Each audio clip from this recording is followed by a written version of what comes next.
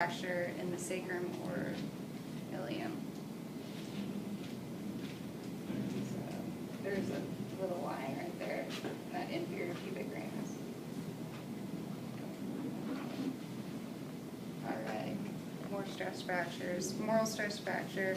You'll see this running athletes.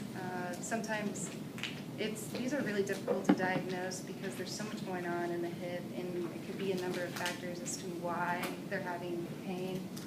And it'll be common in runners, cross-country runners. I've seen this before in one.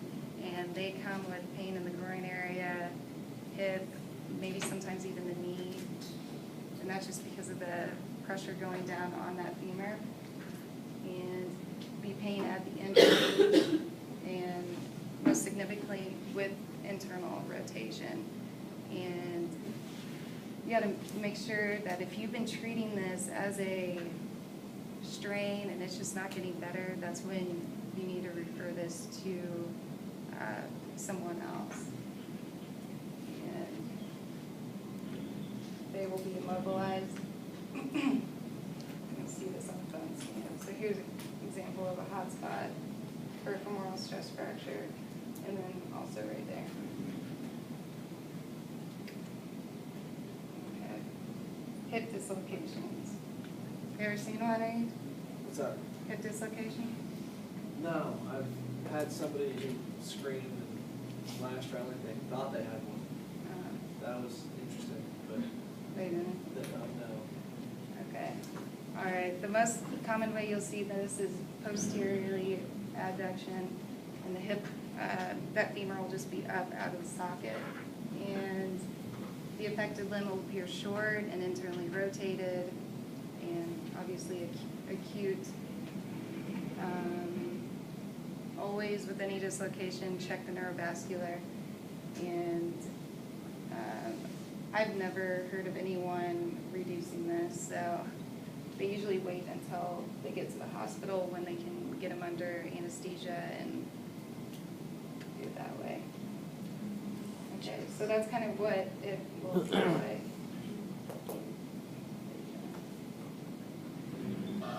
Schultz checking the play.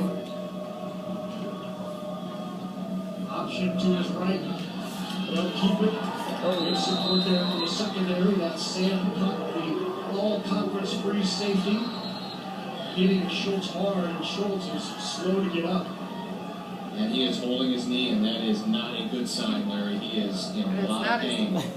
First carry of the season. You can see, you can see him rocking back and forth. He is in some serious pain right now. You can see the trainer call the team to the sideline. Well, that could thrust Evan Johnson into action much earlier than he would have anticipated this season. Johnson was the starting quarterback for most of the last half of the season. We'll watch it again.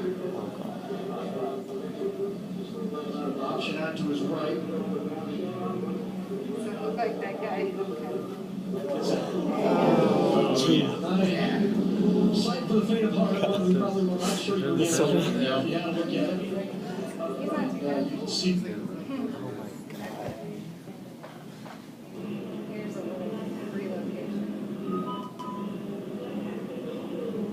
So you can see how difficult it is to get that back in.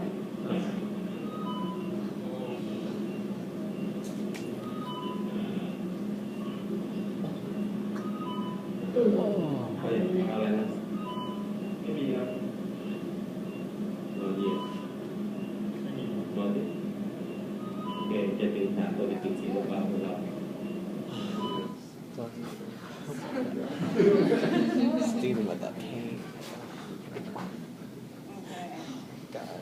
I don't know if you guys heard of snapping hip, but this is IT band syndrome, and that's where that IT band is just not tracking right over the femur, and so you'll this can lead to bursitis and pain with rotation of the hip. I mean, they'll just have pain with this when walking, running, anything pretty much.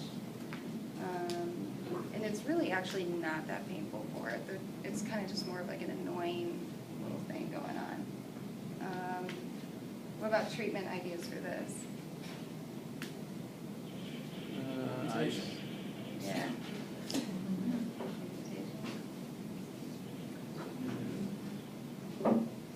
What's going on anatomically, you think, if it's not gliding right over the femur? More on Wait, there's a bursa sag on there? the what? There's a bursa sag? Mm-hmm. Okay. Right underneath that, yeah. That's why it can lead to bursitis, irritation of it. You can do, all right, you can do some stretching of the IT band. That's going to be your main thing, just getting that lengthened. The reason that's doing that is because it's so tight on that femur, which is causing it. Could you do that roller too? Yeah. Roll it, or have them foam roll themselves. Even do like some massage, get a little release action going on in there. Okay, so deep trochanteric bursitis. Okay, so that's just inflammation of the bursa. You'll see that secondary to the IT band. You'll have tender tip palpation under there. Has anyone had bursitis? Yeah. Where'd you have it? It can be caused by trauma too. Yeah, you can. Yeah, I've had it in the knee. Yeah, it gets real big, huh? Yeah, and then Swells up. you can just like switch it around with it. Mm-hmm. Yeah. Do they go in and drain it? No, he told me that he gave me some exercises and said walking on it actually, Okay. and it would drain itself because it wasn't really bad. Okay. All right. So with your shoulder, what do you feel? I was playing basketball and I landed on it, and then I kept swinging on it, Mm-hmm. and it swelled up, and they gave me NSAIDs, and I did the stretching stuff, and I almost had to have surgery, but I opted out. Oh, okay. On both or just one? Just one. Just one?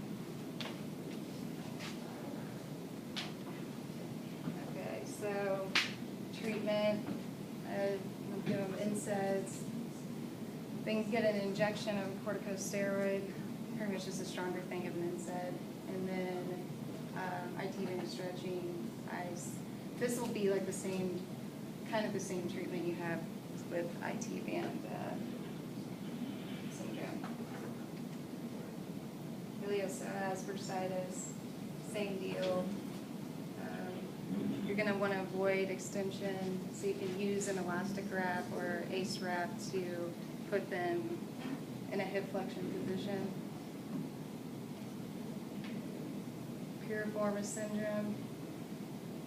You guys have heard of this. This is pretty much where that sciatic nerve is being compressed, and usually due to glute med tightness on that, or the piriformis tightness as well. And they'll have radiating pain down their leg. So this is kind of like a chronic onset too. And best way to treat this is just by stretching that piriformis and stretching the surrounding muscles, all the glutes and your external rotators as well. You can also have fun digging in there and causing a little pain to some of these athletes. Pretty much just a release. What they're doing here is just putting pressure on. I don't know if you guys, I'm sure you guys have all felt like you've had knots before. And if you just put pressure on those knots or on that piriformis, it'll kind of just flatten out and release. So that'll help you stretch it as well.